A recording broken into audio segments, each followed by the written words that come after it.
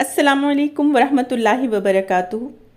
ज़ुबैदा खातून दुनियाए इस्लाम का माया नाज फरमारवा खलीफा हारून रशीद बगदादी, जिसके रोब जलाल से दुनिया के 3 हिस्से हमेशा मुतासिर रहे, फ़ारस, रोम और यूरोप के सलातीन जिसकी चौखट के बाजगुजार कहलाते हुए फ़ख्र महसूस करते थे।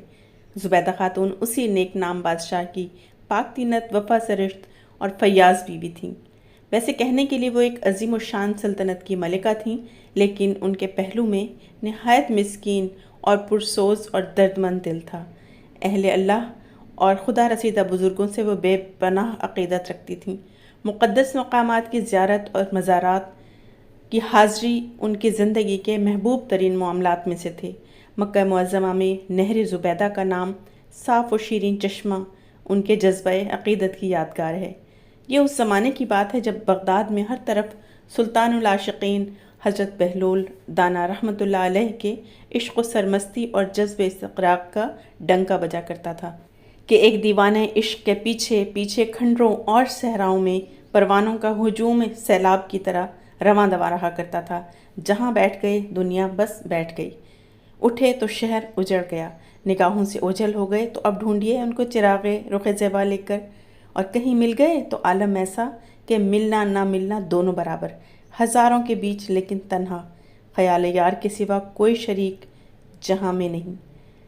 दिल की धड़कनों से करीब लेकिन दूर, बहुत दूर, सरहद इम्कान के उस पार, कदम कदम पर इश्क़ बेनियाज का जलवा, अदा अदा में शान इस्तग़ना का ज़हूर। इसी कैफ़े आलम व मस्ती में दाना बहलोल दिल की हज़ारों बस्तियों में उतर गए थे। ज़ुबैदा खातून भी उनके कश्फ़ व करामात और जज्बा इश्क़ के गलगलों से बेहद मुतासिर थीं। ज़ियारत का शौक़ दबी हुई चिंगारी की तरह हमेशा सुलगता रहता था। 4 बजे का वक्त था और दिन भर का थका मांदा सूरज अपनी मुस्तक़र की तरफ तेज़ी से लौट रहा था। हवा के खुनकी और फ़िज़ा की रहनुमाई खुशगवार होती जा रही थी। यही वक्त था कि जब ज़ुबैदा खातून तफरीह के लिए शाही बाग में जाया करती थीं। थोड़ी देर के बाद एक कनीज़ ने आकर इत्तला दी, हुज़ूर, मलका मुअज़्ज़मा सवारी तैयार है। ज़ुबैदा खातून कनीज़ों के झुरमुट में उठीं, सवारी में आकर बैठ गईं। सवारी महल के दरवाजे से निकलकर बगदाद की महफूज शाहराहों से होती हुई करीब ही एक शादाब सहरा की तरफ बढ़ने लगी। थोड़ी दूर चलने के बाद ही दरख्त और झाड़ियों का सिलसिला शुरू हो गया। एक वादी के नशेब से गुजरते हुए अचानक एक कनीज़ के मुँह से चीख बुलंद हुई, मलिका, वो देखिए, हज़रत बहलोल दाना झाड़ियों के दरमियान से कुछ चुन रहे हैं। ज़ुबैदा चौंक गई, खुशी से दिल उछलने लगा।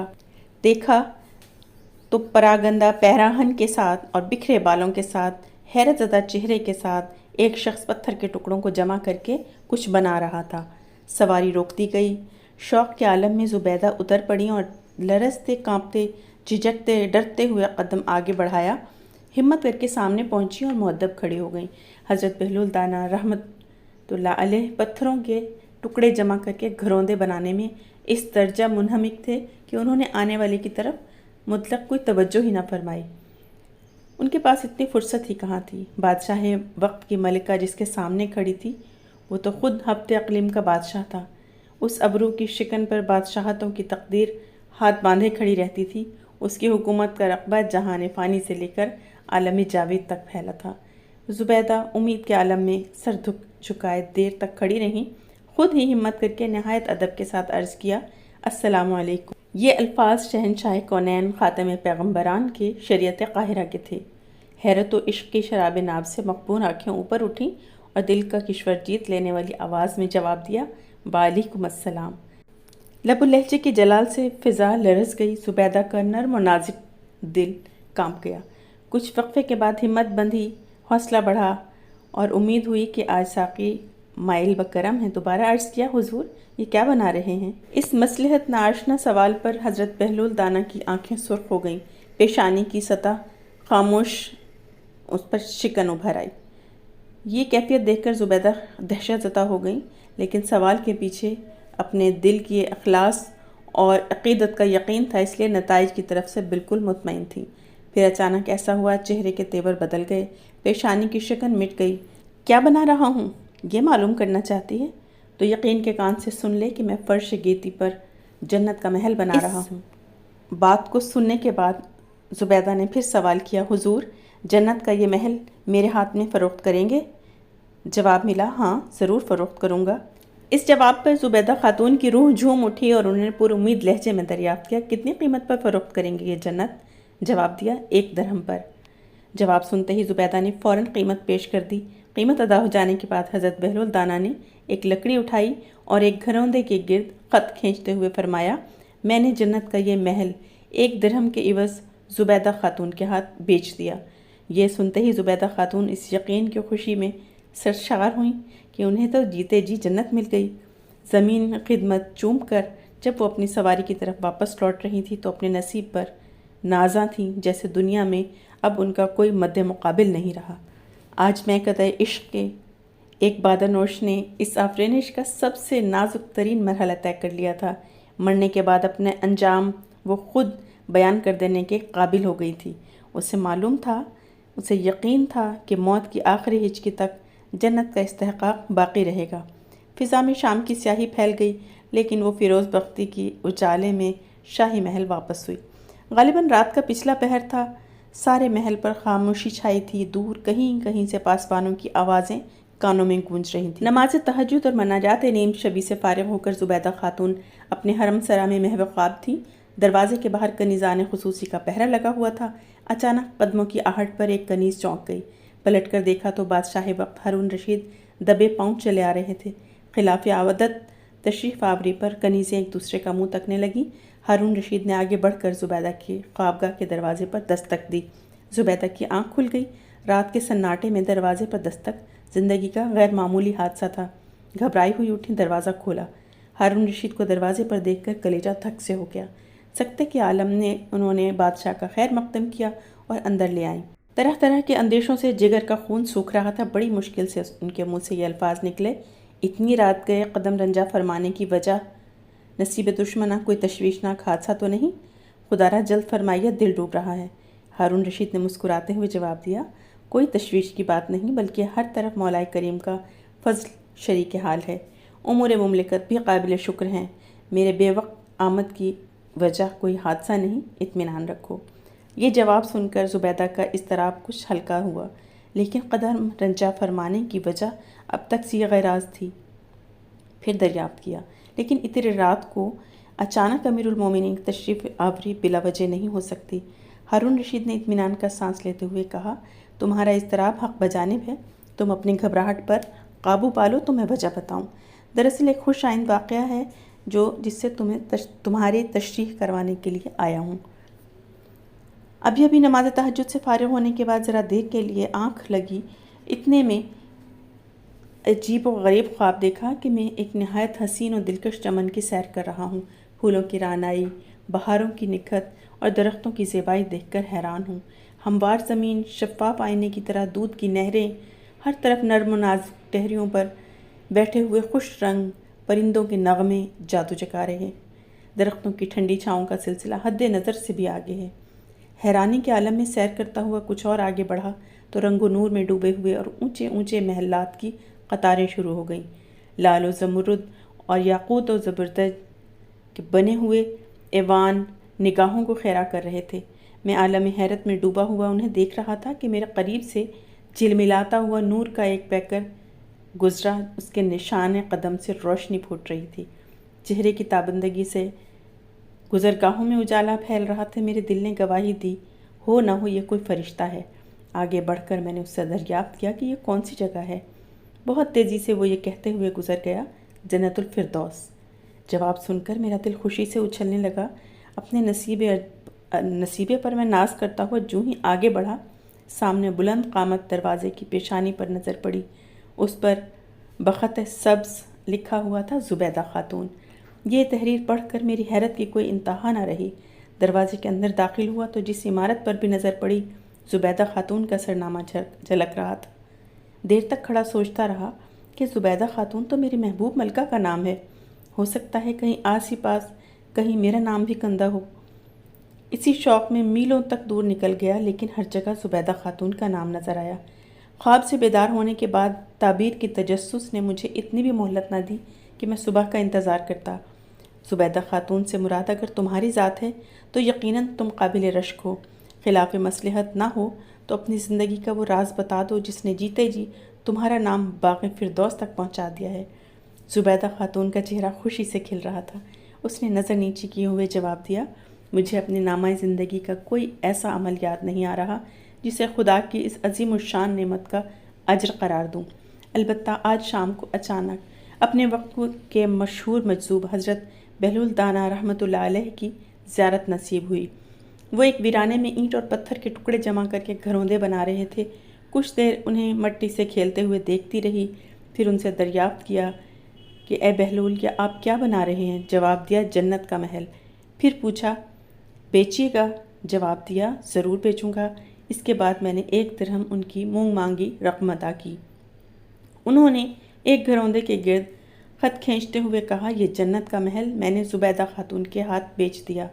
ہارون رشید یہ سن کر بھڑک اٹھے اور جوش عقیدت میں بول اٹھے، یقیناً یہ انہی کی زبان کی برکت ہے۔ اللہ تعالیٰ اپنے محبوب بندوں کی بات کبھی رائگاں نہیں کرتا۔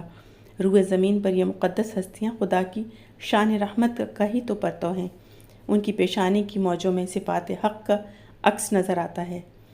یہ کہتے کہتے ہارون رشید کا لہجہ بدل گیا، آواز بھرا گئی، گزارش و التجا کے انداز میں کہا، تمہیں زحمت نہ ہو تو ایک دن مجھے ان کی سرکار میں لے چلو۔ نصیبے کی کامرانی نے ساتھ دیا تو ہو سکتا ہے میں بھی جیتے جی جنت کا حقدار بن جاؤں۔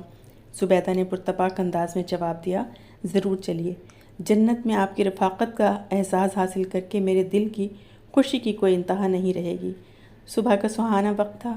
رات ہی محل میں یہ خبر گرم تھی کہ بادشاہ ملکہ کے ہمراہ سیر و سیاحت کے لیے تشریف لے جائیں گے۔ طلوع آفتاب سے پہلے پہلے دونوں اپنے مقدس سفر پر روانہ ہو گئے۔ حضرت بہلول دانا رحمۃ اللہ علیہ کی تلاش کوئی آسان بات نہ تھی۔ ان کا مل جانا حسن اتفاق کا کرشمہ کہا جا سکتا تھا۔ سارا دن ویرانوں و صحراؤں میں پھرتے رہے لیکن کہیں ان کا سراغ نہ ملا۔ تھکے ماندے شام کو محل واپس لوٹ آئے، پھر 1-2 روز کے وقفے کے بعد ان کی تلاش میں نکلے، لیکن دن بھر کی دوڑ دھوپ کے بعد ناکام واپس لوٹ آئے۔ اس طرح لگاتار کئی دن کی ناکامی کے بعد ایک دن پہاڑ کے دامن میں حضرت دانا مل گئے۔ آج بھی ان کا وہی عالم تھا، آنکھیں چڑھی ہوئی اور دونوں جہاں سے بے نیاز پتھر کے ٹکڑے جمع کر کے گھروندے بنانے میں منہمک تھے۔ زبیدہ خاتون نے دور سے اشارہ کیا۔ نظر پڑتے ہی ہارون رشید پر لرزہ طاری ہوا۔ قدم اٹھانا مشکل تھا، آگے بڑھنے کی ہمت جواب دے گئی۔ زبیدہ خاتون نے تسلی دیتے ہوئے کہا، ذرا بھی مت گھبرائیے، سلام کیجیے اور جا کر وہاں پر کھڑے ہو جائیے۔ سلام کی آواز سن کر آپ کی طرف منتقل ہو جائیں گے۔ اس کے بعد آپ ان سے دریافت کرنا کیا کہہ رہے ہیں اور وہ کیا کر رہے ہیں۔ وہ جواب میں جنت کا محل ضرور کہیں گے۔ پھر خرید و فروخت کی بات کیجیے، وہ اس بات میں جواب دیں گے، پھر جو قیمت بتائیں وہ ادا کر دیجیے گا۔ اسی طرح میرے ساتھ معاملہ ہوا تھا۔ لرزتے کانپتے قدموں سے ہارون رشید آگے بڑھے اور ان کے سامنے جا کر کھڑے ہو گئے۔ تھوڑی دیر کے بعد ہارون رشید نے نہایت ادب سے سلام عرض کیا۔ جواب ملا، وعلیکم السلام۔ پھر دریافت کیا، آپ کیا بنا رہے ہیں؟ جواب ملا، محل۔ پوچھا، اسے فروخت کیجیے گا؟ جواب ملا، ضرور۔ قیمت دریافت کی تو پاؤں کے نیچے سے زمین نکل گئی۔ تیری پوری سلطنت جنت کی قیمت ہے۔ دیر تک سکتے کا عالم طاری رہا۔ کچھ وقفے کے بعد عرض کیا، حضور، ابھی چند ہی دنوں کی تو بات ہے کہ حضور کی کنیز زبیدہ خاتون بارگاہ میں حاضر ہوئی تھی۔ آپ نے 1 درہم پر ان کے ہاتھ جنت فروخت کی۔ یک بیک قیمت کی سطح اتنی اونچی ہو گئی کہ وہم و گمان سے باہر۔ حضرت بہلول نے جواب دیا، زبیدہ خاتون پر اپنا قیاس مت کرو، وہ جنت دیکھ کر نہیں آئی تھی، اس نے صرف میری زبان پر اندیکھی جنت کا یقین کر لیا۔ اینٹ اور پتھر کے گھروندے کو جنت کا محل سمجھنے کے لیے اسے ایک مشاہدے کا انکار کرنا پڑا، نظر کے فیصلے سے جنگ کرنا پڑی، عقل کی دریافت کو جھٹلانا پڑا، اور جرأت عشق کے یہ سارے مرحلے اس نے ایک آن میں طے کر لیے۔ اور تمہارا یہ حال ہے کہ تم جنت دیکھ کر آ رہے ہو۔ بہاروں کی وہ صبح، خندہ اور جگمگاتے ہوئے محلوں کا وہ جمال اب تک تمہاری نظر کے سامنے ہے، اس لیے تمہارے سامنے کوئی رعایت نہیں کی جا سکتی۔ یہ حقیقت اچھی طرح سمجھ لو کہ جنت دراصل اس کی قیمت درہم و دینار نہیں، دل کا اندیکھا اور روح کا نادیدہ اعتماد ہے۔ عالم آخرت کی ساری فیروز بختی تو ایمان بالغیب ہی ہے۔ نہ دیکھو اور یقین کرو، نہ سنو اور ایمان لاؤ، یہی تو اسلام کا سنگ بنیاد ہے۔ سر جھکائے ہارون رشید سنتا جا رہا تھا۔ چہرے کی رنگت دل کی بدلتی ہوئی کیفیت کا راز فاش کر رہی تھی۔ اچانک آنسوؤں سے پلکیں بوجھل ہو گئیں، دل کی آنکھوں کے پٹ کھل گئے، آخرت کا یقین سورج کی طرح چمکنے لگا۔ حضور، سلطنت دے کر قیمت چکانے کے لیے تیار ہوں، جنت کا پروانہ عنایت فرما دیجیے۔ عجز و درماندگی کے اس التجا پر حضرت بہلول دانا کا دل مہر و شفقت سے گداز بھر گیا۔ آپ نے اسی عالم میں جواب دیا، جذب و مستی کے کیف و دوام نے مجھے دونوں جہانوں کی لذتوں سے بے نیاز کر دیا ہے، میں تیری سلطنت لے کر کیا کروں گا؟ دل تو بڑی چیز ہے، سلطنت کے لیے تو میری ٹھوکروں میں بھی جگہ نہیں۔ جا اپنی سلطنت بھی لے جا اور جنت کا یہ پروانہ بھی رکھ لے۔ درویش کا مقصود دل کی ہرس و حوث کے زنجیروں سے آزاد کرانا تھا۔ ایک درہم اور پوری سلطنت، دونوں کے درمیان اس کی نگاہ میں کوئی فرق نہیں۔ فرق جو ہے وہ دل کے یقین اور عقیدت کے اخلاق کا ہے۔ ہارون رشید جب قلعت جاوید سے سرفراز ہو کر واپس ہوئے تو زبیدہ خاتون نے دریافت کیا، میں حیران ہوں کہ آپ کو جنت کے حصول پر مبارکباد دوں یا دل کے نئے عالم پر؟ ہارون رشید نے جواب دیا، والی کشور عشق کے سرکار سے دل کو جو نیا عالم عطا ہوا ہے، دراصل عالم آخرت کے سارے اعزاز کی کلید یہی ہے۔ جزاک اللہ۔ ویڈیو پسند آئے تو لائک اور شیئر کیجیے گا۔ اللہ حافظ۔